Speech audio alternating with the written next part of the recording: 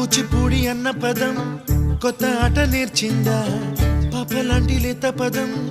పాఠశాలగా కూనలమ్మ జానపదం పల్లె దాటి వచ్చిందా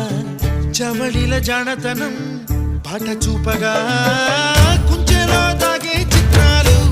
ఎదురొచ్చేలా అంతటా ఎన్నో వర్ణాలు మంచులో దాగే చైత్రాలు బదులిచ్చేలా ఇంతలా ఏవో రాగాలు